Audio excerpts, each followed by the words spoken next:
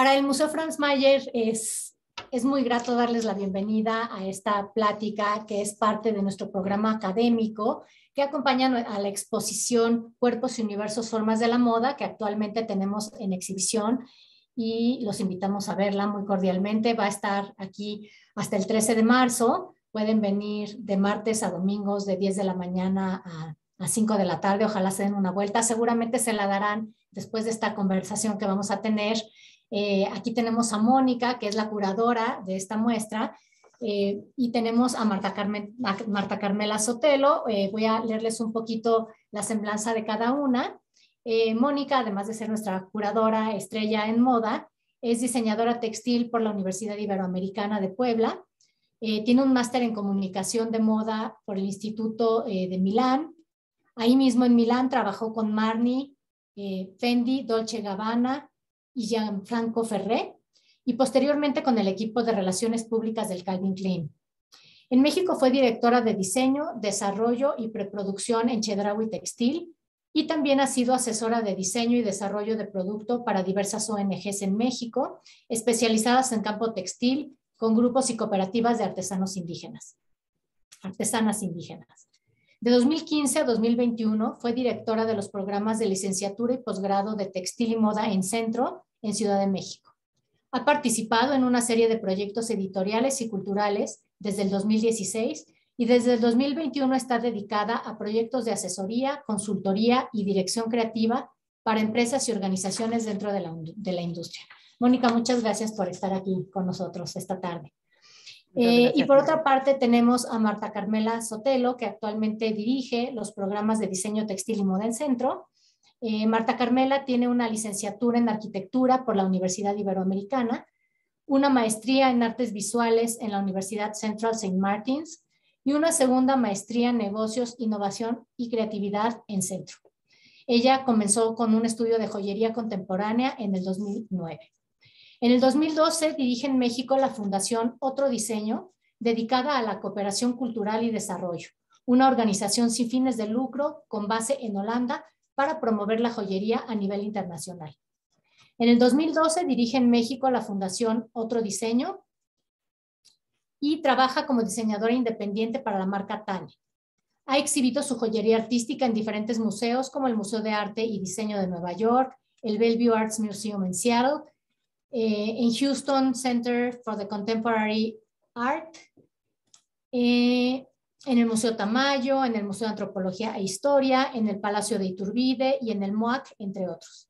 También en galerías como Marion Friedman Gallery en Londres, Bettina Flamand Gallery en Venecia y Tina Calab en Lisboa, entre otras. Ha participado en el Design Week de Nueva York, Londres y México, y en Math About Jewelry en el Museo de Arte y Diseño, así como Destination México en el MoMA en Nueva York. En el 2016 comenzó como profesora en la licenciatura de Diseño Textil y Moda en Centro. En 2018 se convirtió en la coordinadora del programa de joyería y en 2021 comienza a dirigir el departamento de moda en esta universidad. Pues nos da muchísimo gusto tener a dos especialistas con esta trayectoria para hablarnos de un tema muy importante que es la moda en los museos. Como ustedes saben, la moda siempre ha estado presente en las exposiciones del Franz Mayer. La exposición que tenemos ahora no es la excepción. Y bueno, antes de pasarle la palabra a Mónica, quisiera yo contarles que bueno, ahora la moda se ve desde muchos puntos. Tenemos todas estas nuevas tipologías y formas de referirnos a lo que está sucediendo como criptomoda, moda inclusiva, Crypto Fashion Week tenemos la fast fashion versus la economía circular. Entonces es muy interesante que además de platicarnos esta historia de cómo se han dado las exposiciones en los museos, las exposiciones de moda y por qué es tan importante y por qué es tan trascendental y cómo nos interpela, pues también hacer una pequeña reflexión sobre cómo se están dando estos nuevos lenguajes y quién está generando estas nuevas narrativas. Sin más, te paso la palabra, Mónica, y muchas gracias a todos. Muchas gracias, Nuria. Pues antes de empezar, quisiera agradecer al maravilloso equipo del Franz Mayer, a Nuria y a Liz en particular el día de hoy, pero de manera más amplia a todas las increíbles personas que trabajan en el museo y que han hecho posible la exposición que Nuria ya les platicó y que tuve el privilegio de curar. Por otro lado, estoy muy contenta de compartir este ratito y esta charla con Maca, que es una querida amiga y que hemos sido colegas y compañeras pues ya por varios años. Así que sin más, me gustaría darle la bienvenida también. Voy a empezar compartiendo la presentación y les explico brevemente qué es lo que trataremos durante esta charla. Creemos que este es un tema verdaderamente extenso, interesante, profundo, que realmente daría para hablar incontables horas sobre él.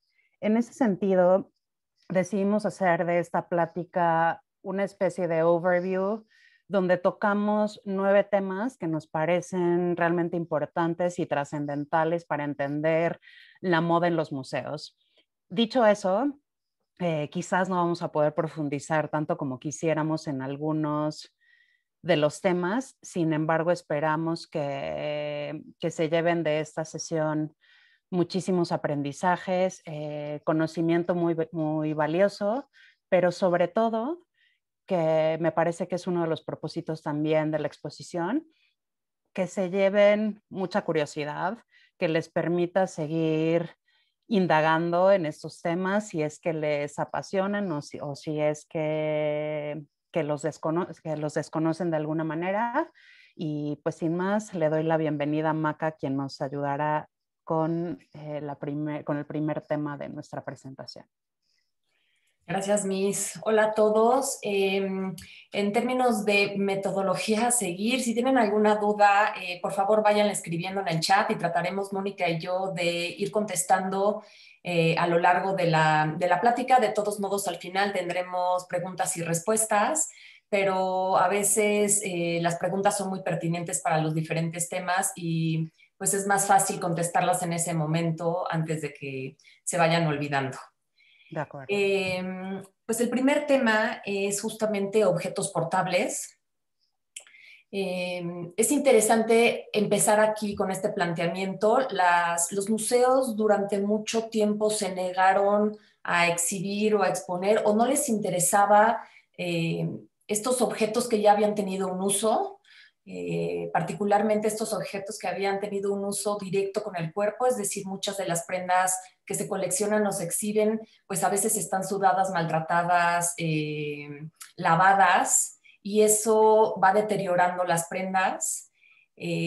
Por otro lado, caían en la categoría de la artesanía o los crafts, que es muy diferente las dos palabras, aunque es la traducción al español o la traducción al inglés, no tienen la misma connotación en el sentido de las artesanías quedaron relegadas en países en vías de desarrollo cuando se determinó esto, a proyectos sociales, y entonces empezaron a perder categoría. Los crafts se revalorizaron en países europeos y asiáticos, no todos, pero en muchos, a niveles en donde había que hacer este rescate artesanal y empezaron a entrar en museos. Estamos hablando pues básicamente de la indumentaria, el traje histórico, que es lo que estamos o lo que van a ver en esta exposición y de lo que principalmente hablaremos en esta plática. También hay el textil tradicional, o sea, entender desde dónde vienen, cuáles fueron las técnicas, los materiales, los tintes utilizados, las regiones, las culturas. Tenemos también calzado y bolsas. Hay museos que se dedican a coleccionar o a exhibir este tipo de objetos. Incluso hay marcas que tienen sus propios museos en los que tienen pues la historia, que ya a veces cumplen 100 años de estos objetos. Y luego tenemos a la joyería, que si bien es un objeto que se ha coleccionado en museos desde hace mucho, sobre todo por su valor en términos de metales y de piedras preciosas e históricos. El Victorian Albert, por ejemplo, tiene una exposición espectacular acerca de esto.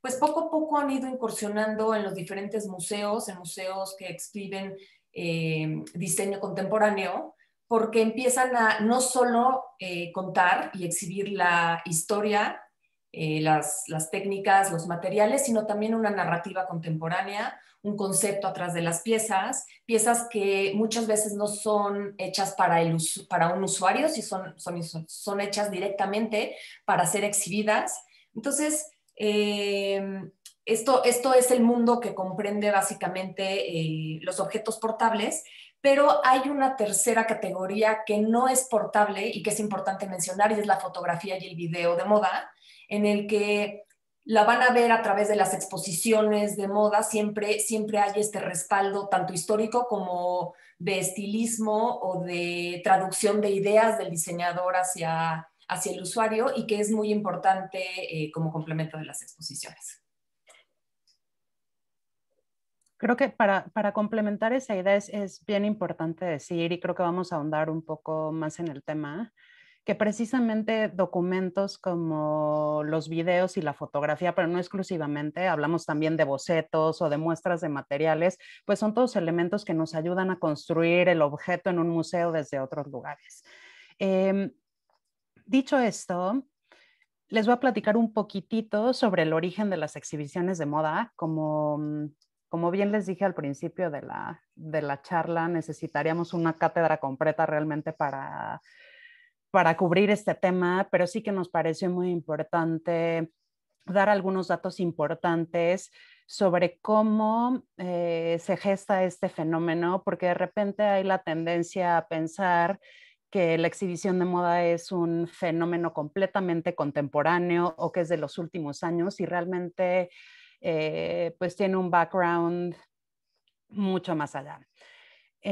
La primera vez, no puedo asegurar que la primera vez, pero el primer registro que existe, en el que existen las palabras museo de moda o museo de la moda, es un artículo del año 1792.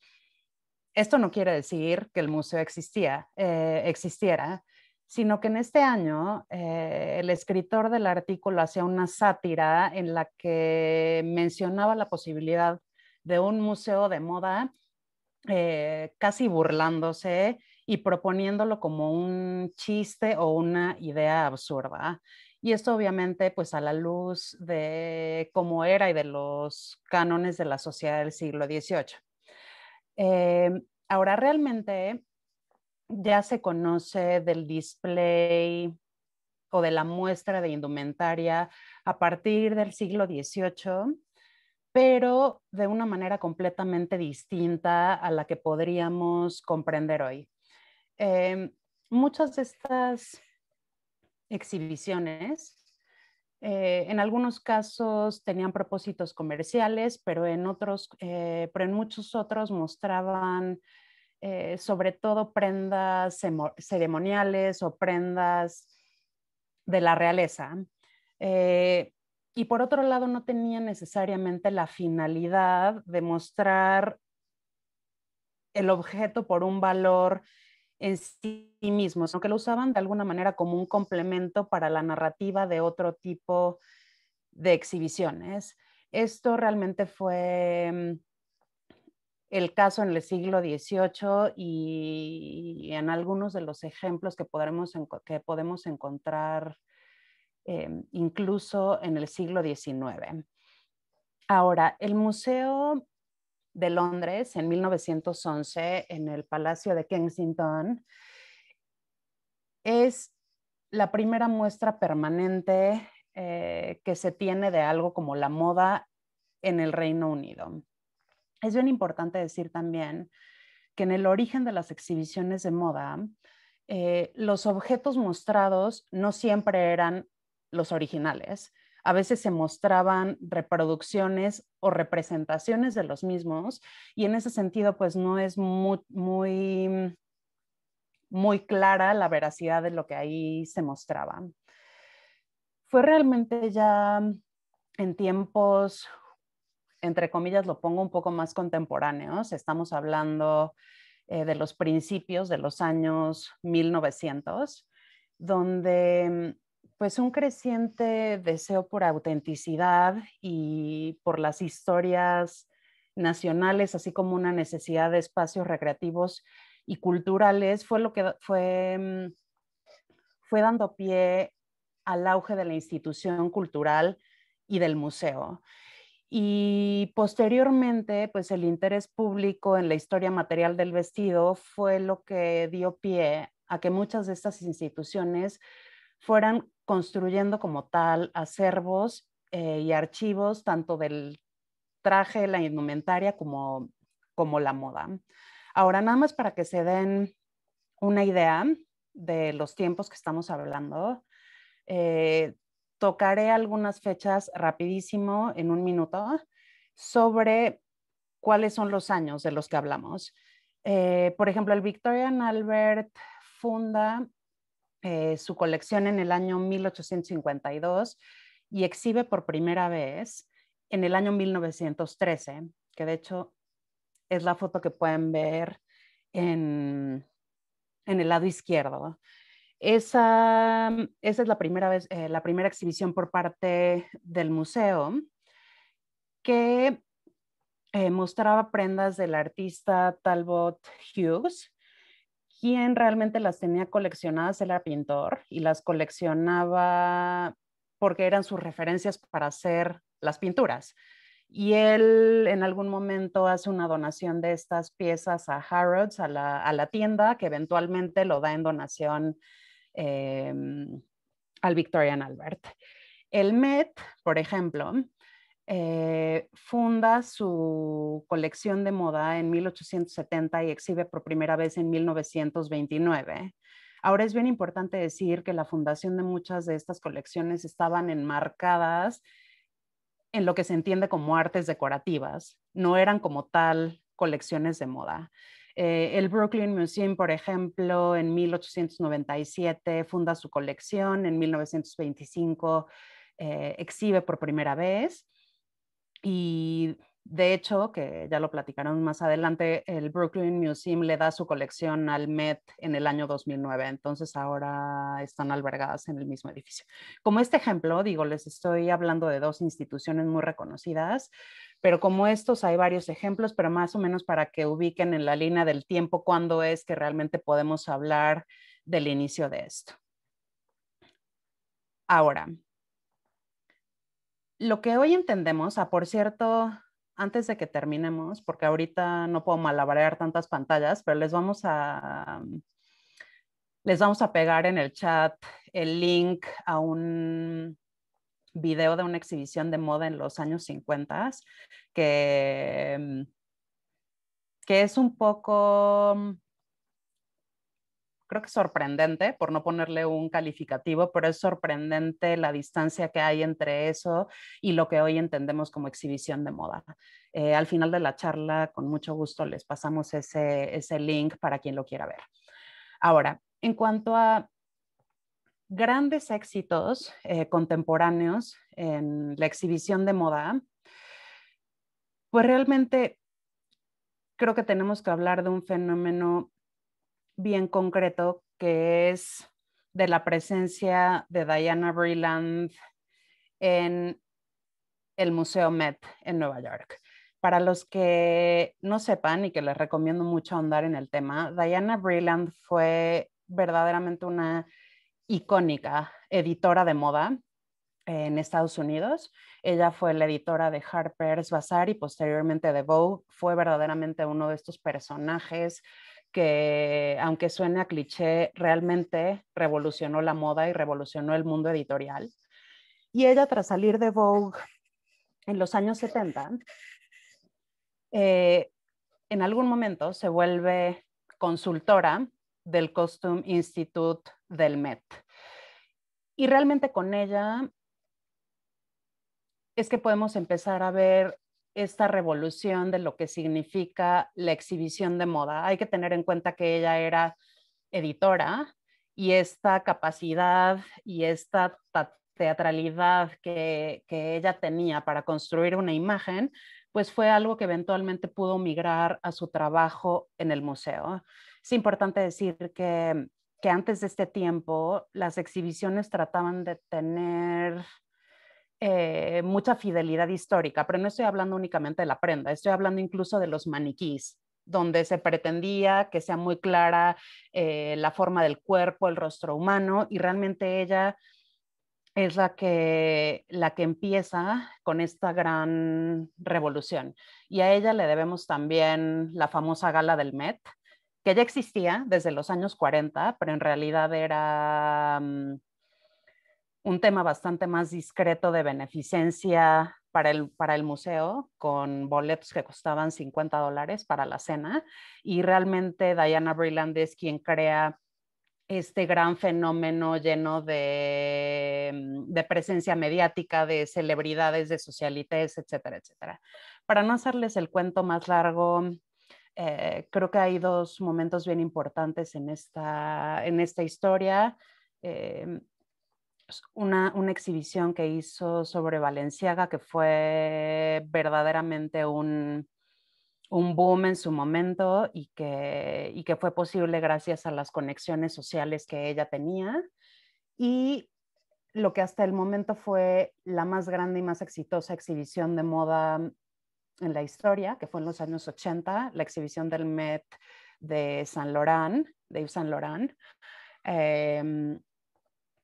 que además fue la primera exhibición que se hizo sobre un diseñador vivo. Entonces no estamos hablando nada más de moda histórica, sino ya de la presencia en el museo de moda contemporánea. Después de esto, pues ya hay muchos hitos en la historia de las exhibiciones que ustedes ya conocen, la famosísima exhibición de McQueen, que pues hasta ese momento rompió récords con algo así como 600,000 personas que visitaron el museo, que aquí ya estamos hablando realmente del boom, de este boom explosivo de públicos en las instituciones culturales gracias a la moda. Y bueno, como eso, no sé, creo que después el más visitado ha sido quizás Heavenly Bodies, que reunió más de 1,000,000 de personas a lo largo de la exhibición. Pero bueno, naturalmente muchos proyectos también en museos como Victoria and Albert y otras instituciones que mencionaremos más adelante. Así que bueno, para no alargarme más en este tema, hablaremos de esto. No sé, Maca, si tú quieres comentar Sí, algo al creo que es muy respecto. importante también entender este fenómeno de ir a la exposición de moda.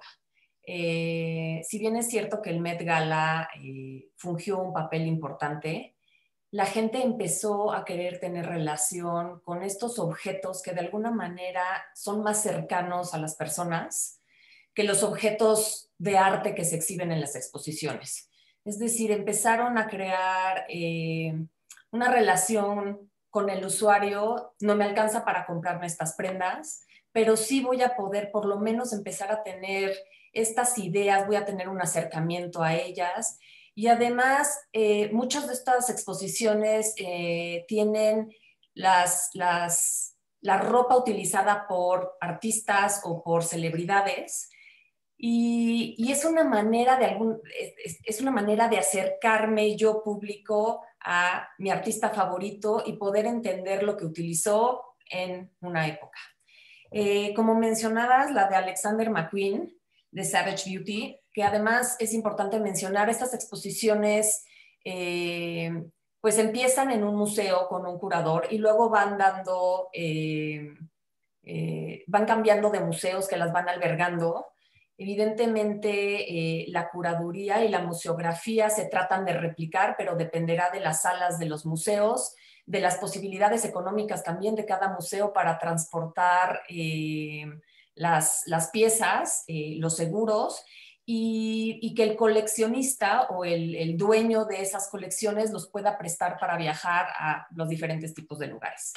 Justo como decías, la de McQueen llegó a 618,000 visitantes en el Met, a 200,000 visitantes más o menos en el Victoria and Albert.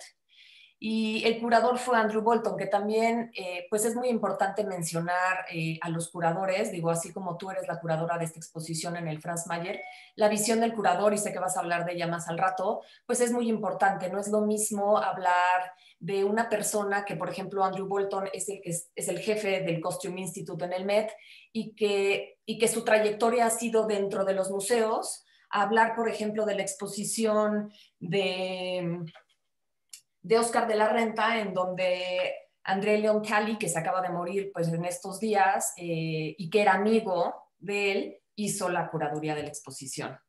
Entonces, en estas exposiciones, nada más para los que hayan tenido oportunidad de visitar unas de estas o no, son exposiciones en donde básicamente se cuenta un poco de la historia, dependiendo del tipo de préstamos que se pueden, pues a veces están los sketchbooks, las muestras de ropa, digo, de telas, referencias.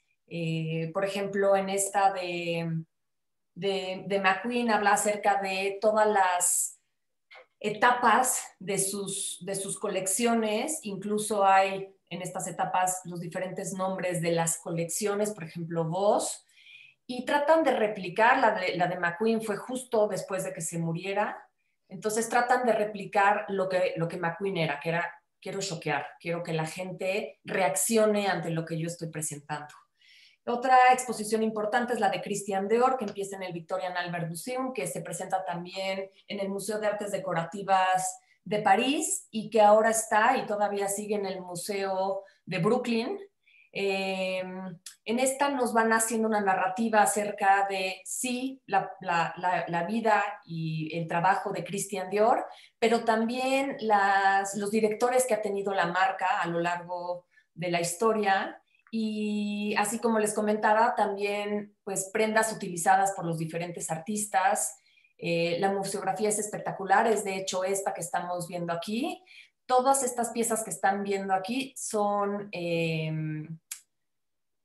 piezas hechas en papel, están de hecho dibujadas, son maquetas reales de las prendas. Hay algunas de ellas que tienen algún tipo de textil que no puede replicar el papel, pero hay anotaciones incluso en muchas de estas piezas. Tenemos, como les decía, también pues la de Oscar de la Renta en el Houston Museum of Fine Arts, que es histórica y habla acerca de sus inspiraciones.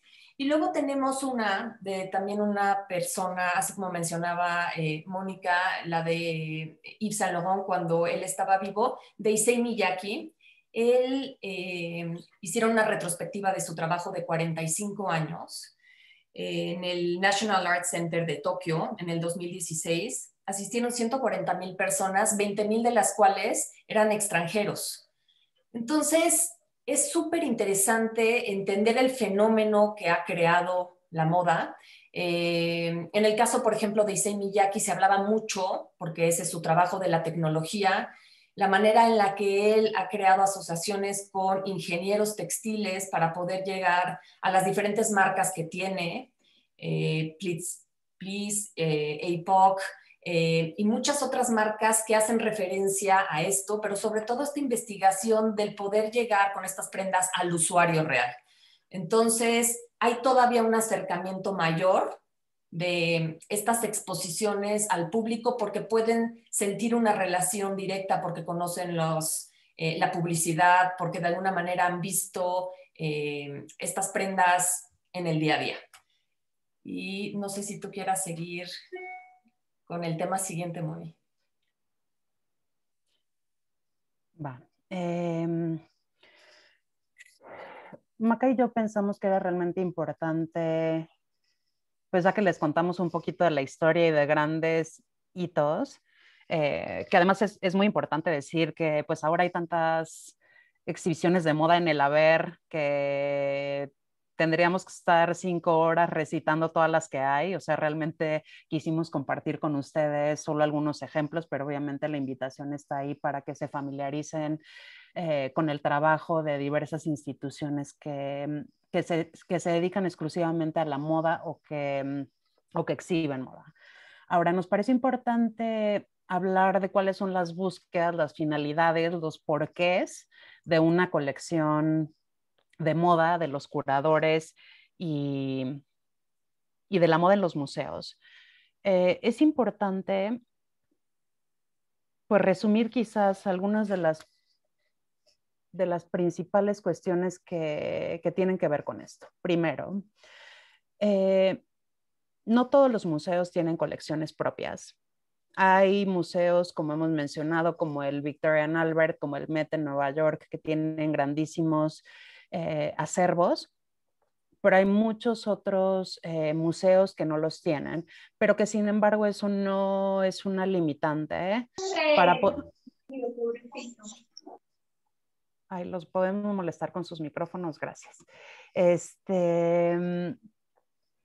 Muchos museos no tienen su propia colección, sin embargo trabajan de la mano de otros museos o de coleccionistas privados o incluso en muchas ocasiones directamente con las marcas, pues para poder construir estas exhibiciones.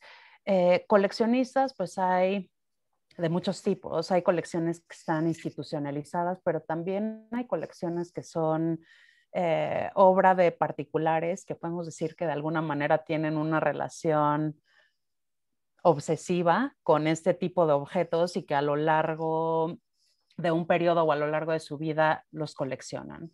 Ahora, propiamente ya hablando de las instituciones, pues hay varios papeles importantes. Para los que tienen acervo, pues obviamente es la adquisición de estos objetos, de estas obras. Por otro lado, hay una gran tarea de conservación, o sea, es decir, permitir que estos objetos tengan la vida más larga posible en las mejores condiciones para poder preservarlos. Estos son también objetos de estudio y de investigación, o sea, es decir, los acervos no son nada más lugares donde guardamos los objetos, sino que usamos estas prendas o o estas colecciones, pues realmente para estudiarlas y para investigarlas. O sea, hay incluso museos que tienen colecciones de estudio muy importantes que pueden llegar a ser accesibles al público o a estudiantes. Otro de los papeles fundamentales realmente de la institución, pues es la reflexión y la crítica en torno, en este caso, a la moda y a los objetos portables. Gran parte de esto pues también es la teorización. Naturalmente, y lo que es más obvio, digamos, hacia el público, pues es la exhibición de estas prendas, la difusión y también la publicación de materiales como libros, por ejemplo. Y por parte de los curadores, pues hay un rol muy importante de generar investigación, de generar conocimiento, de generar teoría, de hacer crítica de la moda, crítica cultural en torno a ella. Creo que su papel es realmente importante en levantar muchas preguntas en torno al rol de estos objetos de estudio. Y no solo hablamos de moda histórica, sino de moda en la actualidad. Obviamente la parte de conceptualizar las exhibiciones y sus temas rectores, que naturalmente son derivados del trabajo de la investigación, y generar narrativas en torno a los objetos, así como en torno a los sistemas que producen estos objetos. Hablamos no solo de sistemas materiales de producción, sino también de sistemas culturales, sistemas de difusión. Y creo que en términos generales, pues el papel es de develar las capas menos evidentes del objeto al que nos estamos enfrentando, poder poner sobre la mesa nuevas conexiones, nuevas lecturas en torno a la moda. Y creo que a veces uno de los roles muy importantes de estas lecturas viene desde la historia, pero a veces también desde volvernos a contar la historia desde otros lugares. Creo que el museo y los curadores ofrecen luz para mirar estos objetos y estos fenómenos que nos rodean. No sé, Maca, algo se me está olvidando en este tema, algo que te parezca importante. No, no sí, o sea, creo que es muy importante nada más mencionarles que todos estos objetos están creados y diseñados por, vamos a llamar, el diseñador para un usuario. Puede ser desde un usuario de joyería, puede ser desde un usuario de zapatos o las prendas.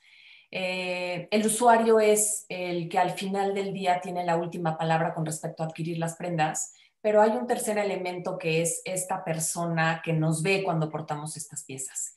Y el curador regresa a una narrativa muy personal con respecto a la idea original del diseñador y con las experiencias del usuario. Entonces, me parece increíble que pues el arte es bilateral, es un artista que pinta para él y la gente lo ve. Y en este caso hay una participación mucho más grande y cuando el curador se involucra, pues hay otro tipo de narrativas que lo vuelve súper interesante, que probablemente el diseñador no se imaginó el resultado en la vivencia de las personas.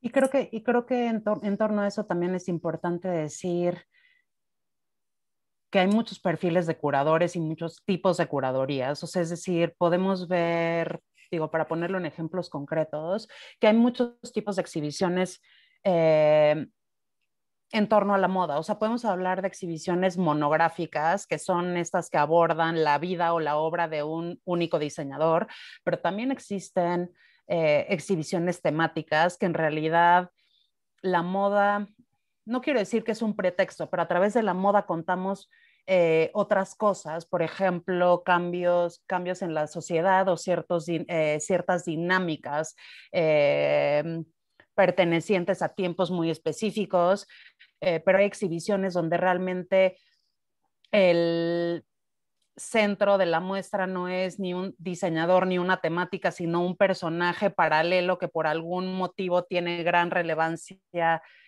para la moda. Entonces también hay que ver que no es que existe una única regla para generar una exhibición de moda. Y en esto, pues la figura del curador ciertamente es muy importante en generar estas perspectivas, estos diálogos y estos diversos ángulos para abordar la moda. Y quiero contestar nada más unas de las preguntas. Nos preguntan qué impacto tuvo la exposición de moda en el Museo del Palacio de Iturbide, que se llamó El arte de la indumentaria y la moda en México. Es una de las exposiciones que ha tenido, pues sí, muchísimos visitantes, aproximadamente 29,000 visitantes. Creo que es acercar al público en México a la historia, que es justamente lo que contaba ahorita Mónica, pero también a diseñadores contemporáneos.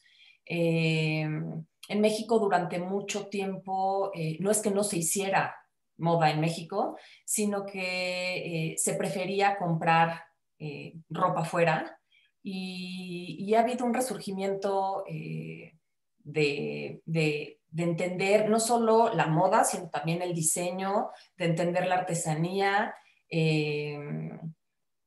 muy importante en los últimos años. Entonces, pues esta exposición, al igual que una exposición que hubo también en ese museo acerca de la joyería, la historia de la joyería, pues está acercando a diseñadores contemporáneos a un público que probablemente no los conocen, que no saben que tienen puntos de venta o tiendas, y pues que cuenta esta narrativa, sí desde la historia, más que algún otro tipo de temas específicos como los que comentaba. No sé si quieras que pongan ya nuestros Liz, videos. que bueno, ya estaba a punto de que se me olvidara por completo. Liz, ¿nos ayudarías con el primer video? Les queremos compartir un video chiquitito, es muy corto, pero justo para que escuchen un poco de lo que estábamos hablando hace unos minutos.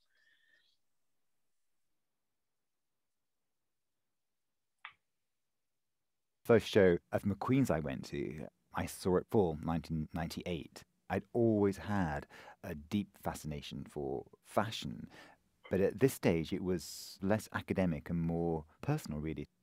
There was so much mythology around McQueen at this stage. You knew he was going to do something to provoke or to confront you. And I walked in and it was a room with bare floorboards. The models came out and they seemed to just possess the building. One was this winged structure made out of balsa wood that's been perforated that resembles butterfly wings. And they moved in a very light way. They almost fluttered as she walked. In my mind's eye, it was enormous. And it had this monumentality to it that was just breathtaking. And when the light shines through, it has almost like a stained glass window effect. So as she walked into the room, you had this vision of this Gothic angel in the face of industrialism. The show was about this tension between craft and technology and man and machine. It's not about wearability, it's pure concept fashion. But I remember thinking at the time, how wonderful to walk around a city of angels where you'd have people dressed like this. And I thought for the first time he's actually crossing the divide between art and fashion. He offered a vision of the world that I just hadn't thought about before through extreme fashion that was difficult to watch. He would always say, I'm not doing a cocktail party. I want my shows to create a reaction. I want them to make you vomit. What was, I think, rather singular about McQueen was how he imbued his fashions with deep emotion. When I first watched it, it was purely visceral and made me question the requisites of clothing. To me, fashion is enlivened by people's intense emotional responses. It's easier to appreciate it from the head. It's often harder to appreciate it from the heart, and I think that this was one of the shows that initially touched me. My response to it was one of reverence. In a way, made me judge fashion harsher. McQueen would expose the superficiality of some fashions and make you realize that fashion needs to be this elevated discipline. I look back at it now and I still get goosebumps. It changed my eye completely in terms of fashion.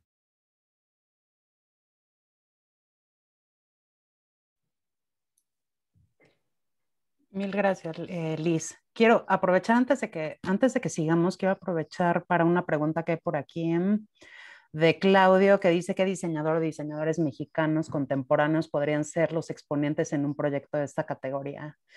Creo que, bueno, hacia el final de la presentación vamos a hablar un poquitito más de ese tema, pero es bien importante decir que justo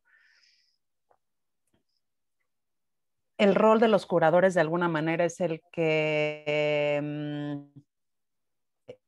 permite que las piezas lleguen a los museos. O sea, no es necesariamente que en algunos casos puede pasar y ya hablaremos de eso, pero no es que necesariamente el diseñador decida por sus propios medios que se va a presentar en una institución cultural, sino que a partir realmente del estudio y del tipo de investigación que conduce, cada curador es que decide cuáles son las prendas que pueden formar parte de la exhibición y que pueden ayudar a construir esa narrativa en torno a la teoría que ha creado y a los temas que está investigando. No sé si me explico. Si no quedó claro, Claudio, me lo puedes volver a poner en el chat. Y ahora sí, les voy a volver a compartir la presentación. Sí, para que no se nos acabe el tiempo. Porque estamos, o sea, ya contrarreloj. Eso. Se ve en pantalla completa, sí, ¿verdad? Sí. Ok. La moda en la vida y la moda en el museo. A ver, las prendas y los objetos portables están hechos para vivirlos, para usarlos, para tenerlos. Issei Miyake nos decía que incluso las prendas no tienen y no cobran una vida hasta que no son utilizadas. Y el mismo cuerpo es el que da ese resultado final. Entonces, ¿cómo entender estas prendas? ¿Cómo entender esto que nos quería decir el diseñador en un museo en donde están puestas en maniquís, en el mejor de los casos, en buenos maniquís, porque incluso Anne de Moullemaster tuvo una muy mala experiencia. Si no la conocen, es una diseñadora belga. Sus prendas son bastante andróginas y quisieron hacer una exposición con ellas. Pues se les hizo fácil al museo comprar 50 maniquís de los más baratos. Sus maniquís traían mucho gusto.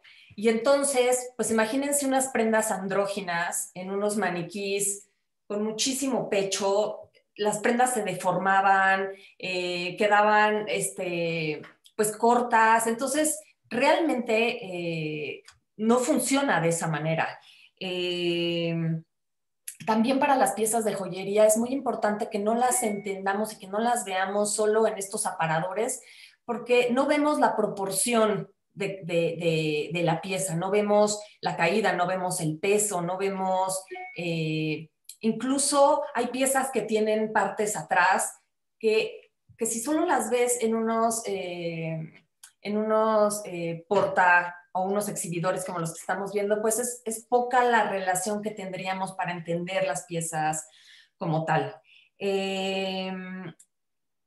Es interesante entender, por ejemplo, Roland Barthes nos decía que es imposible concebir una prenda sin el cuerpo. El vacío de la prenda sin cabeza y sin extremidades está muerta. No la ausencia neutral, pero la decapitación y la mutilación. Entonces, esta imagen que les enseñamos de las primeras exposiciones, ¿se acuerdan la imagen de la izquierda? Eran maniquís decapitados, maniquís sin extremidades, en donde además la prenda no la puedes ver por atrás, no puedes ver por adentro, no sabes la construcción, y ese es uno de los aciertos de esta exposición del Franz Mayer, que los puedes recorrer, que puedes ver esta construcción, que puedes entender las piezas desde diferentes ángulos. Hubo una exposición muy importante que justamente trató de no caer en este tipo de cosas en un museo en Amberes que se llama el Mod Museum. Y era una exposición de Yohji Yamamoto, un diseñador japonés que vino en los 80s a París, o sea, a Europa junto con Rei Kawakubo y un poco después de Issey Miyake. Entonces fue esta ola de diseñadores japoneses que llegaron a París y que empezaron a crear pues mucho movimiento en la moda. Y entonces esta exposición se llamaba The Shop y la gente literalmente podía en unos probadores probarse las prendas. Entonces, hay una relación mucho mayor con lo que nos están enseñando, con lo que el curador quiere decir o con lo que el diseñador nos está tratando de transmitir, porque él también está vivo, que en estos maniquís inertes. Entonces, para el curador y para el museógrafo se vuelve muy importante entender de qué manera van a exhibir las prendas. Hay prendas que no pueden salirse de capelos porque a lo mejor la construcción de la prenda se desintegraría. Recuerdo una de las piezas pues en el Victoria Albert hecha con puras alas de escarabajos. O sea, no la puedes exhibir al aire libre, no la puedes exhibir con luz natural. Hay muchas restricciones de otros tipos de textiles con respecto a la humedad. Entonces, los curadores y los museógrafos, pues definitivamente tienen una labor súper compleja en ese sentido para poder transmitirnos no solo de lo que Mónica estaba hablando, sino también la experiencia más cercana a la tacticidad de las prendas y en el video que les vamos a compartir la liga al final, pues van a ver justamente eso. Hay exposiciones en las que se pueden tocar y hay museos como el Franz Mayer que permiten esta relación de la que hablaba Mónica, que aunque no sea la colección, no le pertenezca al museo, sí permiten que escuelas y diferentes investigadores se acerquen más a estas prendas, pudiendo realizar actividades en torno a esta. Sí, que también, a ver, a lo mejor suena una obviedad, pero igual lo cuento por si alguien no lo sabía. No porque una prenda de vestir, más bien, no porque el objeto que está en el museo es una prenda de vestir, significa que lo puedes manipular y que lo puedes manejar como cualquier prenda que tendrías en tu closet. O sea, toda la manipulación de prendas, de acervos, colecciones, museos, etcétera, pues tiene un montón de protocolos que tienen que ver precisamente con lo que mencioné hace rato, que es la conservación. O sea, todo se tiene que hacer con guantes, se guarda en cajas especiales, con métodos especiales para evitar pliegues, manchas, hongos, etcétera, que bueno, eso podrá ser tema de otra conversación también, pero digo, nada más que sepan que alrededor de lo que decía Maca, pues no es tan obvio que en el museo te puedes acercar tanto a los objetos, que los puedes tocar, que los puedes tratar de alguna manera como tus prendas cotidianas, ¿no? Dicho esto, les vamos a contar rapidísimo de cuáles son las instituciones que exhiben moda.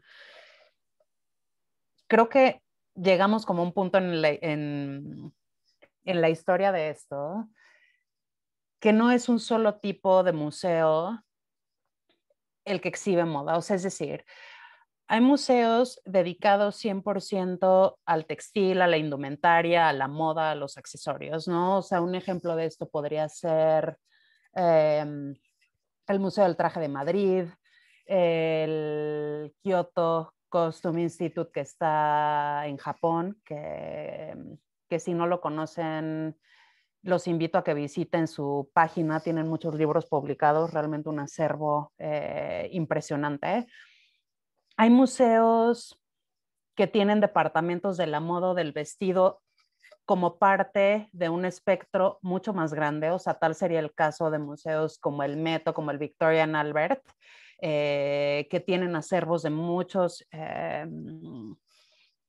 naturalezas y la moda y la indumentaria forman parte de. Museos de artes decorativas, sin duda, creo que son de los primeros museos que realmente podemos nombrar con un afán de coleccionar este tipo de objetos. Creo que el Franz Mayer está cerca de esta descripción y aunque no hay formalmente una colección de moda, sí hay un gran acervo de joyería, de textil mexicano y de otras colecciones que fueron donadas al museo. Pero, por ejemplo, el Smithsonian es otro de los casos, el Museo de Artes Decorativas en París, que ha sido muy importante para las exhibiciones de moda, es otro de estos ejemplos. Hay museos de arte, bueno, lo que en inglés se llama fine arts, que empiezan ya a coleccionar moda. O sea, por ejemplo, si no me equivoco, en el año 2019, el Centro Pompidou en París anunció su primera exhibición de moda, entonces estamos hablando de instituciones completamente dedicadas al arte que empiezan ya a involucrarse en las disciplinas de la moda. Y luego hay instituciones que pertenecen a, museos que pertenecen a instituciones educativas. O sea, tal es el caso del Museo del FIT, por ejemplo, en Nueva York, que pues de alguna manera es un brazo de una universidad. Entonces, pues la vocación es siempre y de manera muy profunda, es una vocación académica de investigación, pero también de exhibición. No sé si nos queda mucho más tiempo para hablar de esto, pero digo nada más para que se den una idea. Me encantaría poderles dar una gran lista de museos, pero creo que se nos está agotando el tiempo. Pero digo, para que tengan una idea, un museo como el Met, por ejemplo, que alberga su propia colección y desde el 2009 la del Brooklyn Costume Institute, que les decía, tiene algo así como 33,000 objetos en su archivo. El Victoria and Albert en Londres es sin duda una de las colecciones más grandes que hay a nivel mundial. Si no me falla la memoria, tiene 85,000 piezas en acervo. El Museo del FIT, que existe desde los 90, tiene más de 50,000 más accesorios. Palais Galliera, que es un museo también muy importante en París, tiene 200,000 trabajos que incluyen prendas, accesorios, fotografías, bocetos, objetos, etcétera. Y no sé, otro caso, por ejemplo, de un museo muy especializado es el MoMU en Amberes, por ejemplo, que es la colección más grande que hay de diseño belga contemporáneo en el mundo, con más de 35,000 piezas. ¿Qué les quiero decir con esto? O sea, no hay una tipología estandarizada de museos de moda o de instituciones de moda en el mundo. Realmente tienen misiones muy distintas, labores muy distintas o especializaciones muy diversas. Obviamente la lista es inmensa, también hay una infinidad realmente de museos que son específicos de un solo diseñador, tal es el caso del Museo de Valencia en Getaria, del Museo de Saint Laurent en París, que tiene además un hermano museo en Marrakech, donde fue su casa. y muchas marcas de moda tienen sus propios acervos donde van conservando pues su historia. Y de esta misma manera, pues hay muchos museos que se especializan no en moda ni en textil, pero en disciplinas específicas como accesorios, calzado, joyería y tal, ¿no? Creo que no nos da tiempo de hablar más de museos, pero creo que podemos ir a lo siguiente para empezar a cerrar la conversación y también así que nos quede un poquito de tiempo para contestar otras preguntas. Sí, de hecho yo creo que también les vamos a pegar la liga de el video de Hussein Chelayan que les queríamos compartir porque queríamos, o sea, les voy a hablar un poquitito de... Bueno, o Nuri, tú nos dices si nos da tiempo de todavía presentarlo o si nos vamos con la agenda prevista, ustedes nos dicen. No, yo creo que sí tienen otros 15 minutitos para presentarlo. Estoy segura que a la gente le va a interesar. Ok, perfecto. ¿Nos pueden entonces enseñar el video el segundo video que estaba es a partir del minuto 26. Por favor, Liz.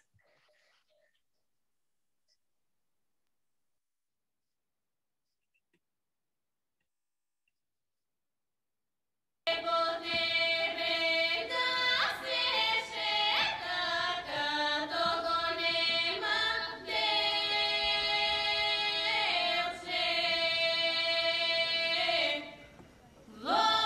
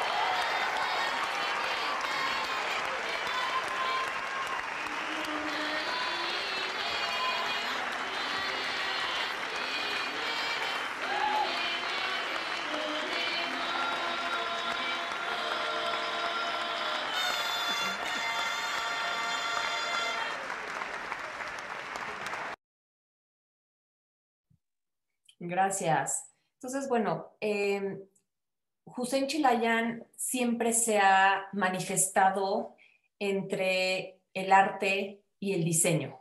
Él hace este tipo de presentaciones de sus colecciones en espacios artísticos. De hecho, parte del set se presentó en la Tate Modern en Londres.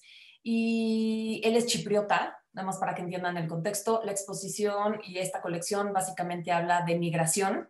La primera parte del video, que si la pueden ver es increíble, presenta a estas diferentes personajes de diferentes edades, pues que tienen la necesidad de migrar y todo lo que implica. Entonces, por eso la portabilidad de estos objetos de casa en estas modelos, cómo las prendas tienen que ser transformadas para poder huir, para poderte mover y llevarte todo lo que tiene un valor en ti, ¿no? Entonces, pues ese es uno de los diseñadores de los que les queríamos platicar.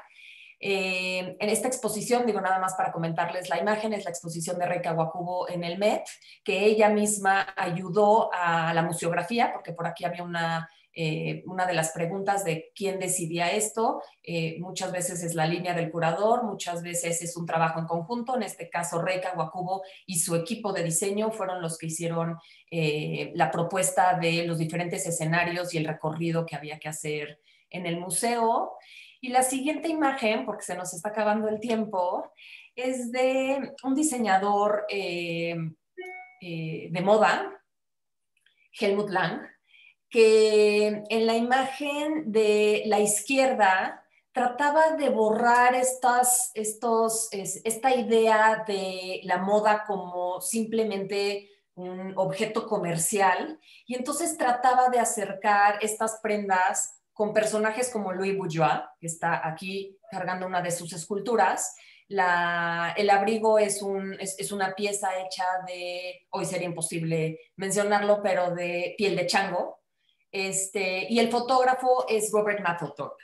Entonces, tiene a un fotógrafo artístico muy reconocido, tienes a una pieza de diseño de un artista de moda y tienes a una escultora pues de primer nivel. La exposición en sus tiendas se convirtió en minimalista, casi como galería, y de ahí muchas tiendas empiezan a reproducir este tipo de exposición minimalista en las tiendas, tratando de aparentar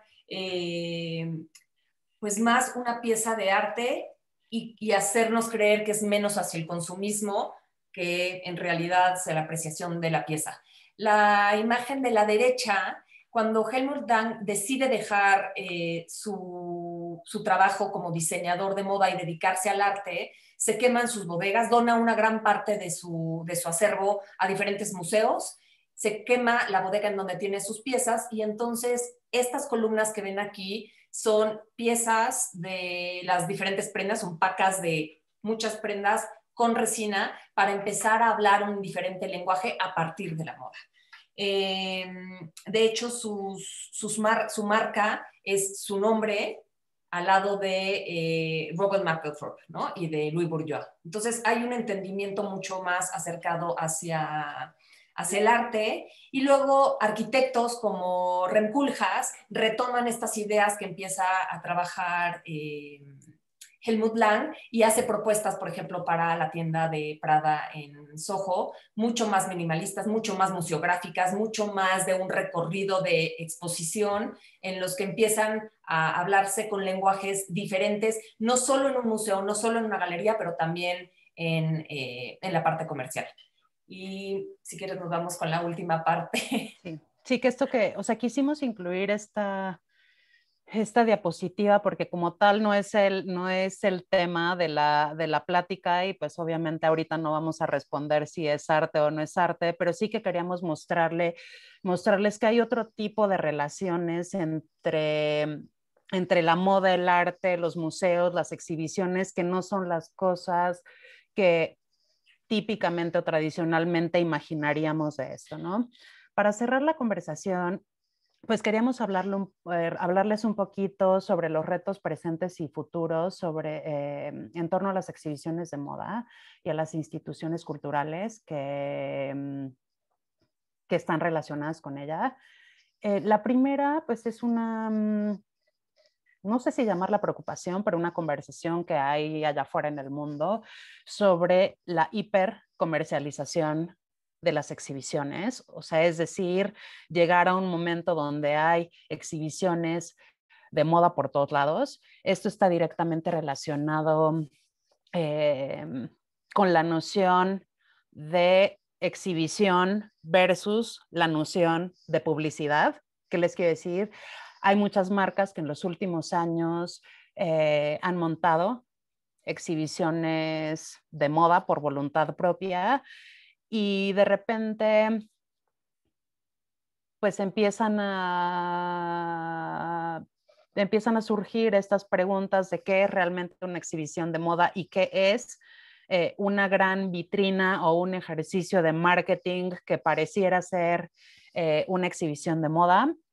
No vamos a hablar ahorita si está bien o si está mal, pero creo que es una de las grandes preguntas que hay sobre la mesa. En este mismo sentido, pues están preguntas respecto a la libertad curatorial, a la libertad creativa, a la libertad de expresión, pues que realmente responda a las necesidades de esta teorización y crítica de la moda y no tanto a los intereses comerciales de las marcas. ¿Y qué les quiero decir con eso?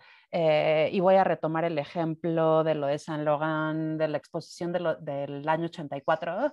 Una de las grandes preguntas que surgió en aquel momento era si al trabajar con una marca contemporánea, con un diseñador vivo, pues no estaban muy de cerca los intereses comerciales de la marca. Y esto es algo que ha surgido repetidamente desde ese tiempo hasta el presente, ¿no? O sea, es decir, que el hecho de que una marca ponga dinero o pague para una exhibición no juegue en contra de lo que la institución o el curador realmente quisiera decir en torno a este trabajo de moda.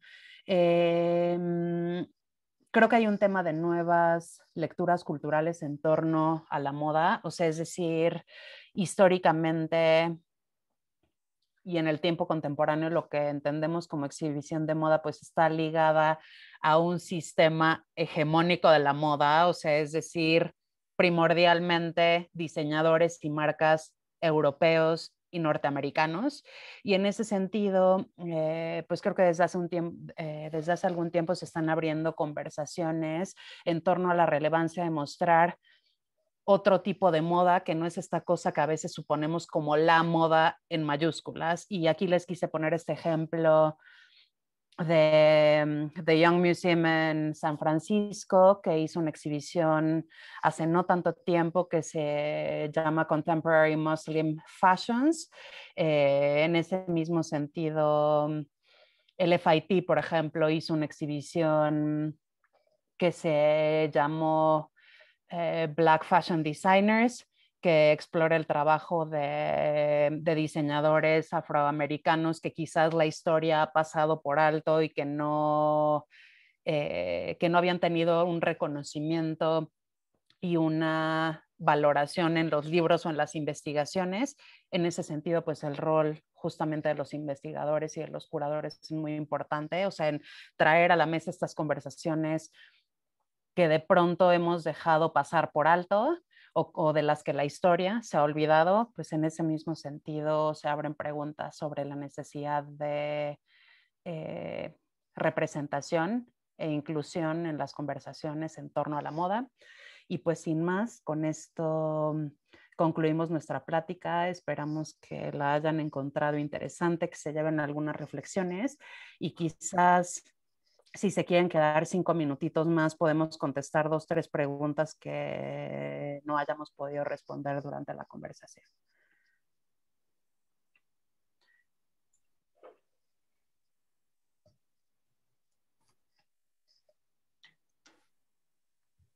A ver. déjenme buscar acá porque ya tenemos 1 kilómetro de preguntas. Sí.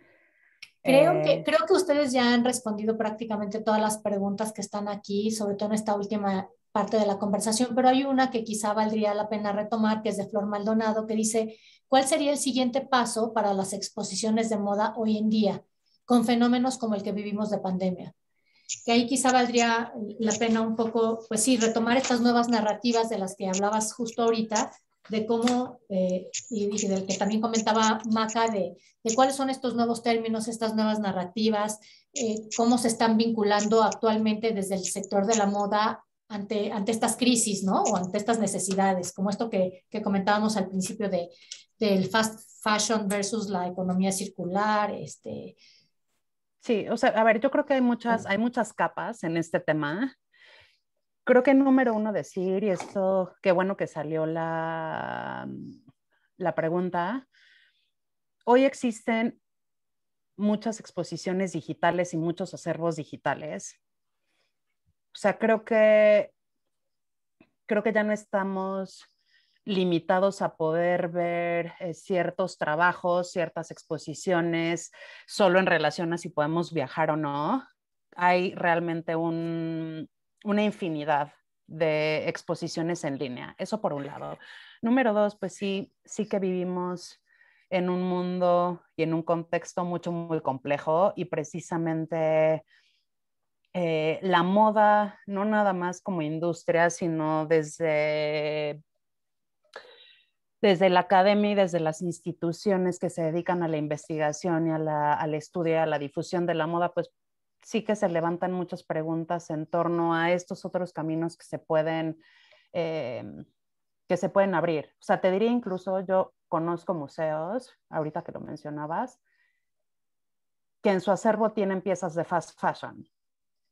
Porque claro, eso ahorita lo vemos a la luz, obviamente, de las crisis ambientales y sociales que están conectadas a esto, pero en algún momento será algo muy que va a formar parte de la historia de la moda. Entonces hay museos que han visto esto desde hace mucho tiempo y empiezan a coleccionar ese tipo de piezas. Entonces, pues bueno, las conversaciones son múltiples. No sé, Maca, si tú quieres comentar algo en ese sentido.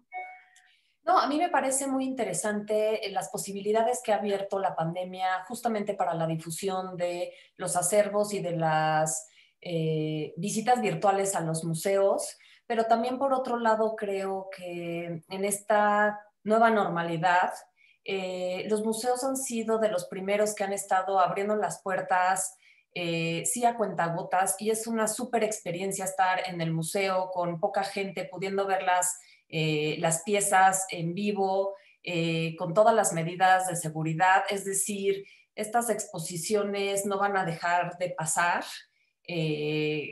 Los museos, el Franz Mayer, como todos los otros, están teniendo todas las precauciones del mundo y es un deleite de verdad poder ir a verlas, pues con poca gente. Normalmente estas exposiciones eran abarrotadísimas y hoy pues podemos disfrutarlas con menos gente, a lo mejor solo en horarios, pero creo que seguirán y nos darán muchísimo más contexto. Una de las preguntas era que recomendábamos cuando iban a una exposición, pues es obviamente empaparte lo más que puedas del tema.